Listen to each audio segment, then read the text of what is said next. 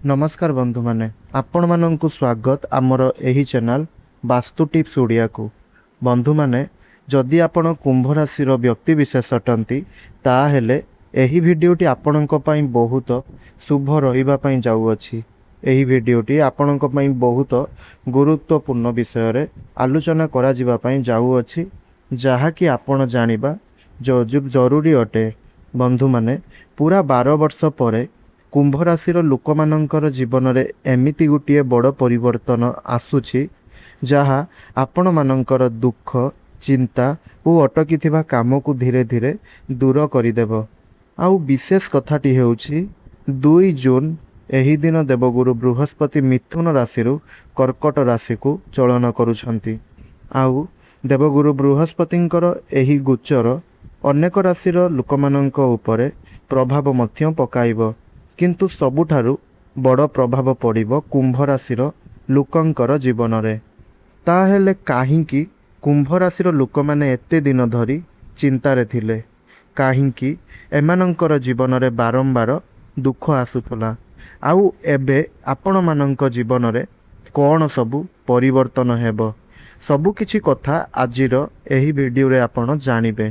तेणु एहा संपर्क रे जानिबा पई आपण वीडियोटी को शेष पर्यंत देखिकरी जातु एवं भिडियोटी को गोटे लाइक करी तले आसुथुबा कमेंट बॉक्स रे आपणकर मतामत निश्चय रूप से जनातु। एहा सहित जय गुरु बृहस्पति निश्चय रूप से लिखि दियंतु।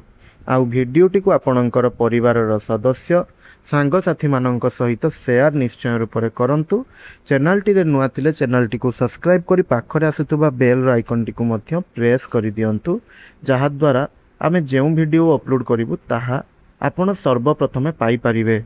तेबे बंधु माने जदि आपणकर कुंभ राशि अटे ताहेले हाँ बुली निश्चय लिखंतु। आउ जानंतु जे प्रथमे आपण एहा जानंतु काहींकि आपण माने एते चिंतारे थिले। तो बंधु माने किछि वर्ष धरी कुंभ राशि लोक माने मनरे एक अजଣା भय चिंता एवं अशांति अनुभव करुथुले। अनेक कुंभ राशि व्यक्ति विशेष मानकर काम हेउ हेउ अटकी जाउथुला। घरे टंकार समस्या, मनरे टेंशन, काहाकू निज कथा मध्य आपण कहि पारु नथिले। आउ केतेक लोक मानक जीवन रे एमिति हेउथिला जे सबु किछि ठीक चलीथिबा बेले हठात किछि ना किछि खराब घटी जाउथुला। केही केही चाकरी पई चिंतारे थिले, तो केही केही परिवार को नहीं चिंतारे रहुथुले। आउ केही केही निजर भविष्यत को नहीं करी भयरे रहुथुले। तेबे बंधु माने ज्योतिष शास्त्र अनुसार एहार प्रधान कारण थिला ग्रह मानकर अशुभ प्रभाव, विशेषकर शनि और राहुंकर प्रभाव मन को भारी करि देउथुला। सेथिपई कुंभ राशि लोक माने बाहरु शांत देखा जाउथुले, किंतु मनरे बहुत कष्ट सहुथुले। एहा तो थिला काहींकि एते चिंता आपण पाउथिले।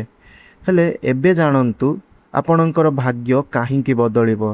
तो बंधु माने एबे आसुछि सबुठारु बड़ कथा, जहा कि 2 जून रे देवगुरु बृहस्पति कर्कट राशि प्रवेश करुछंती। ज्योतिष शास्त्र अनुसार बृहस्पति को शुभ ग्रह बोली माना जाइथाय। एही ग्रहटी जेउ स्थान को जेउ जागा को शुभ दृष्टि देई थांती, सेठारे धन सुख मानसिक शांति और भल भाग्य आसी थाए। कुंभ राशि एही गोचर कुंभ राशि लोक मानक पई धीरे धीरे सकारात्मक परिवर्तन नहीं करी आसीबो। जेउ काम गुड़िक आपणकर अटकी रहितला सेही काम गुड़िक आपणकर गति आसीबो।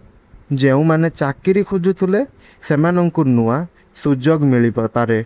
जेउ माने व्यवसाय रे लॉस देखुथुले धीरे धीरे सेमानंकर व्यवसाय रे लाभ आरंभ हेबो। सबुठारु बड़ कथा हेउछि मनरे जेउ अशांति उ भय थिला सेहीटा कम हेबाकू लागिबो।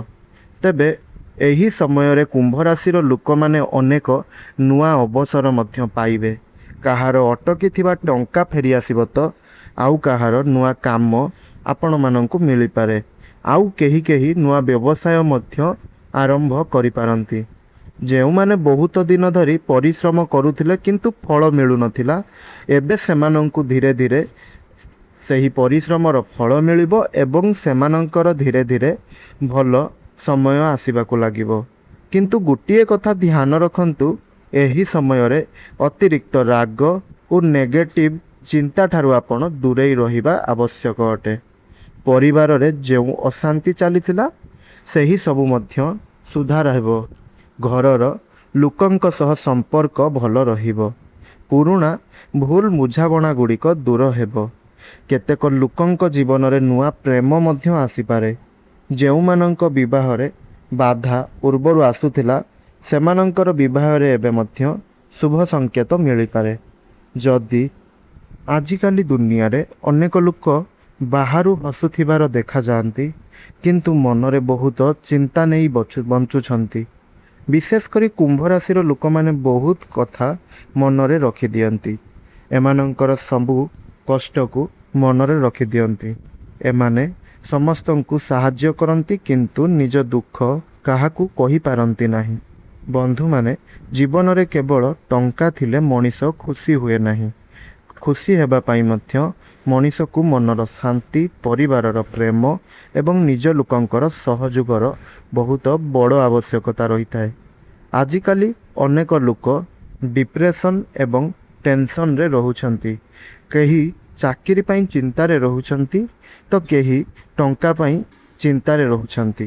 କେହି ପରିବାରର ସମସ୍ୟା ପାଇଁ ଚିନ୍ତାରେ ରହୁଛନ୍ତି ତ ଆଉ କେହି ଏତେ ଏକା ଫିଲ୍ କରୁଛନ୍ତି ବା ଏକା ହୋଇଯାଉଛନ୍ତି ଯେ ମନର କଥା କହିବା ପାଇଁ କାହାକୁ ପାଉନାହାନ୍ତି। ତେବେ ବନ୍ଧୁମାନେ, ଗ୍ରହ ଓ ନକ୍ଷତ୍ର ଆମ ଜୀବନରେ ପ୍ରଭାବ ପକାଏ ଆଉ ଏମାନଙ୍କର ଚଳନ ଆମ ଜୀବନ ଉପରେ ବହୁତ ପ୍ରଭାବ ପକାଇଥାନ୍ତି। କିନ୍ତୁ ଆମର ଚିନ୍ତାଧାରା ମଧ୍ୟ ଆମର ଭାଗ୍ୟକୁ ବଦଳାଇ ଦେଇପାରେ। ଯଦି ମଣିଷ ସବୁବେଳେ ନେଗେଟିଭ୍ ଚିନ୍ତା କରିବ, ସବୁବେଳେ ଭୟରେ ରହିବ, ତେବେ ଭଲ ସମୟ ଆସିଲେ ମଧ୍ୟ ସେ ଖୁସିକୁ ଅନୁଭବ କରିପାରିବ ନାହିଁ। ସେଥିପାଇଁ ପ୍ରଥମେ ମନକୁ ମଜବୁତ କରିବା ଦରକାର। କୁମ୍ଭ ରାଶିର ଲୋକମାନଙ୍କର ଗୋଟିଏ ବଡ଼ ଗୁଣ ହେଉଛି ଏମାନେ ହୃଦୟରୁ ଭଲ ହୋଇଥାନ୍ତି। ଏମାନେ କାହାର ଖରାପ ଚାହାନ୍ତି ନାହିଁ। କିନ୍ତୁ ଅନେକ ସମୟରେ ଏହି ଭଲ ମନର ଲୋକମାନେ ଅଧିକ ଠକାମିର ଶିକାର ହୋଇଥାନ୍ତି। କାହିଁକି ନା ଆଜିର ଦୁନିଆରେ ସବୁ ଲୋକ ସତ୍ୟ ଓ ଭଲ ହୋଇନଥାନ୍ତି। କେହି ମିଠା କଥା କହିକି ନିଜ ସ୍ୱାର୍ଥ ପୂରଣ କରନ୍ତି ତ ଆଉ କେହି କାମ ସରିଗଲେ ପଛକୁ ବୁଲି କରିବି ଚାହାନ୍ତି ନାହିଁ। ସେଥିପାଇଁ ଏହି ସମୟରେ ଗୋଟିଏ କଥା ଶିଖିବା ଦରକାର, ସମସ୍ତଙ୍କୁ ଭଲ ପାଆନ୍ତୁ କିନ୍ତୁ ସମସ୍ତଙ୍କୁ ଅନ୍ଧ ଭାବରେ ବିଶ୍ୱାସ କରନ୍ତୁ ନାହିଁ। ଆଜିକାଲି ଅନେକ ପିଲାମାନେ ମଧ୍ୟ ଚିନ୍ତାରେ ଅଛନ୍ତି। ମୋବାଇଲ, ସୋସିଆଲ ମିଡ଼ିଆ ଓ ଅନ୍ୟମାନଙ୍କର ଲାଇଫଷ୍ଟାଇଲ ଦେଖି ଏମାନେ ନିଜ ଜୀବନକୁ ଅସଫଳ ବୋଲି ଭାବୁଛନ୍ତି। କିନ୍ତୁ ସତ୍ୟ କଥା ଏହା ଅଟେ ଯେ ସବୁ ଲୋକଙ୍କର ସମୟ ଏକା ପ୍ରକାରର ରହିନଥାଏ। ଆଜି ଯାହାର ଖରାପ ସମୟ ଚାଲିଛି କାଲି ସେହି ଲୋକର ସବୁଠାରୁ ଭଲ ସମୟ ମଧ୍ୟ ଚାଲିପାରେ। ସେଥିପାଇଁ କେବେ ମଧ୍ୟ ନିଜକୁ ଛୋଟ ବୋଲି ଭାବନ୍ତୁ ନାହିଁ। ଭଗବାନ ପ୍ରତ୍ୟେକ ମଣିଷଙ୍କ ପାଇଁ ଗୋଟିଏ ଭଲ ସମୟ ନିଶ୍ଚୟ ରଖିଥାନ୍ତି।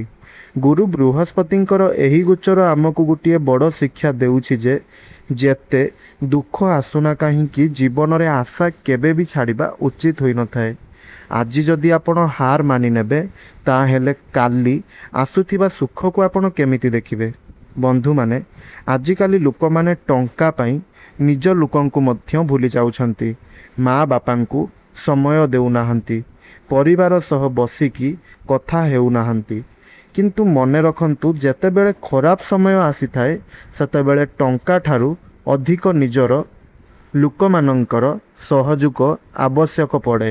ସେଥିପାଇଁ ଘରର ବଡ଼ମାନଙ୍କୁ ସମ୍ମାନ କରନ୍ତୁ, ମା ବାପାଙ୍କର ଆଶୀର୍ବାଦ ନିଅନ୍ତୁ। କାହାର ହୃଦୟକୁ ଭାଙ୍ଗନ୍ତୁ ନାହିଁ, କାହାକୁ ବାଧିବା ଭଳି କଥା ଗୁଡ଼ିକ ଆପଣ କୁହନ୍ତୁ ନାହିଁ। କାହିଁକି ନା ମଣିଷର ସଠିକ୍ ଭାଗ୍ୟ ସେହି ମନୁଷ୍ୟର କର୍ମରୁ ହିଁ ତିଆରି ହୋଇଥାଏ। ଆଉ ଗୋଟିଏ ବଡ଼ କଥା, ଆଜିକାଲି ଅନେକ ଲୋକମାନଙ୍କର ସଫଳତା ଦେଖି ଅନେକ ଲୋକମାନେ ଜଳୁଛନ୍ତି। କିନ୍ତୁ ଅନ୍ୟର ଖୁସି ଦେଖି ଯେଉଁମାନେ ଖୁସି ହୋଇପାରନ୍ତି ସେମାନଙ୍କୁ ଜୀବନରେ ଭଗବାନ ଅଧିକ ସୁଖ ଦେଇଥାନ୍ତି। ସେଥିପାଇଁ କାହାର ଖରାପ ଚିନ୍ତା କରନ୍ତୁ ନାହିଁ, କାହାକୁ ନିଚା ଦେଖେଇ ଆଗକୁ ବଢ଼ିବାକୁ ଚେଷ୍ଟା କରନ୍ତୁ ନାହିଁ। ଜୀବନରେ ଆପଣ ସବୁବେଳେ ଧୈର୍ଯ୍ୟ ରଖନ୍ତୁ, ପରିଶ୍ରମ କରନ୍ତୁ, ଭଗବାନଙ୍କ ଉପରେ ଭରସା ରଖନ୍ତୁ। ଦେଖିବେ ଗୋଟିଏ ଦିନ ଆପଣଙ୍କ ଜୀବନରେ ମଧ୍ୟ ସୁଖ ନିଶ୍ଚୟ ରୂପରେ ଆସିବ। ଆଉ ଯଦି ଆପଣ ଏବେ ଚିନ୍ତାରେ ଅଛନ୍ତି ତାହେଲେ ଗୋଟିଏ କଥା ମନେ ରଖନ୍ତୁ, ରାତ୍ରି ଯେତେ ଅନ୍ଧକାର ହେଉନା କାହିଁକି ସକାଳ ନିଶ୍ଚୟ ଆସିଥାଏ। ସେହିପରି ଜୀବନରେ ଯେତେ ଦୁଃଖ ଆସୁନା କାହିଁକି, ଯେତେ ସମସ୍ୟା ଆସୁନା କାହିଁକି, ଦୁଃଖ ଜୀବନରେ ଯେତେ ବି ବଡ଼ ହେଉନା କାହିଁକି, ସୁଖର ସମୟ ମଧ୍ୟ ଜୀବନରେ ନିଶ୍ଚୟ ଆସିଥାଏ। ସେଥିପାଇଁ ନିଜ ଉପରେ ଭରସା ରଖନ୍ତୁ ଆଉ ହସିକି ଆପଣ ନିଜର ଜୀବନକୁ ବିତାନ୍ତୁ। ତେବେ ବନ୍ଧୁମାନେ, ଆପଣମାନଙ୍କୁ ଯାହା ବି କିଛି ଖରାପ ପ୍ରଭାବ ପଡ଼ୁଛି ବା ମିଳୁଛି ତା ପାଇଁ ଆପଣ ଏହି ପ୍ରତିକାରଟି କରନ୍ତୁ। ତେବେ ବନ୍ଧୁମାନେ, ପ୍ରତ୍ୟେକ ଗୁରୁବାର ଦିନ ଆପଣ ଭଗବାନ ଶ୍ରୀହରି ବିଷ୍ଣୁଙ୍କର ପୂଜା କରନ୍ତୁ। ଏହା ସହିତ ହଳଦିଆ ରଙ୍ଗର ବସ୍ତ୍ର ଆପଣ ଏହି ଦିନ ଦାନ କରନ୍ତୁ। ଗାଈମାନଙ୍କୁ ଚଣା ଓ ଗୁଡ଼ ଖାଇବା ପାଇଁ ଦିଅନ୍ତୁ ଏବଂ ଏହା ସହିତ ଓମ୍ ବୃହସ୍ପତୟେ ନମଃ ଏହି ମନ୍ତ୍ରର ଜପ 108 ଥର ଆପଣ କରନ୍ତୁ। ଦେଖିବେ ଏହାକୁ ବା ଏହି ଉପାୟକୁ କରିବା ଦ୍ୱାରା ଆପଣଙ୍କର ମନ ଶାନ୍ତ ରହିବ ଓ ଭାଗ୍ୟ ମଜବୁତ ହେବ। ତେବେ ବନ୍ଧୁମାନେ, 12 ବର୍ଷ ପରେ କୁମ୍ଭ ରାଶିର ଜୀବନରେ ଗୋଟିଏ ନୂଆ ଅଧ୍ୟାୟ ଆରମ୍ଭ ହେବାକୁ ଯାଉଛି। ଦୁଃଖ ଓ ଚିନ୍ତାର ସମୟ ଧୀରେ ଧୀରେ ଶେଷ ହେବାକୁ ଯାଉଛି ଏବଂ ଭାଗ୍ୟ ନୂଆ ଦିଗ ଦେଖାଇବା ପାଇଁ ଯାଉଛି। ଭଗବାନଙ୍କ ଉପରେ ଭରସା ରଖନ୍ତୁ, ପରିଶ୍ରମ କରନ୍ତୁ ଆଉ ସକାରାତ୍ମକ ଚିନ୍ତା ରଖନ୍ତୁ। ଯଦି ଆପଣ କୁମ୍ଭ ରାଶିର ଅଟନ୍ତି ତାହେଲେ କମେଣ୍ଟରେ ଜୟ ବୃହସ୍ପତି ନିଶ୍ଚୟ ରୂପରେ ଲେଖନ୍ତୁ ବା ଜୟ ଦେବଗୁରୁ ବୃହସ୍ପତି ନିଶ୍ଚୟ ରୂପରେ ଲେଖନ୍ତୁ। ଭିଡ଼ିଓଟି ଭଲ ଲାଗୁଥିଲେ ଭିଡ଼ିଓଟିକୁ ଲାଇକ୍ କରନ୍ତୁ, ସେୟାର କରନ୍ତୁ ଓ ସବସ୍କ୍ରାଇବ୍ କରିବାକୁ ଜମାରୁ ବି ଭୁଲନ୍ତୁ ନାହିଁ। ଧନ୍ୟବାଦ।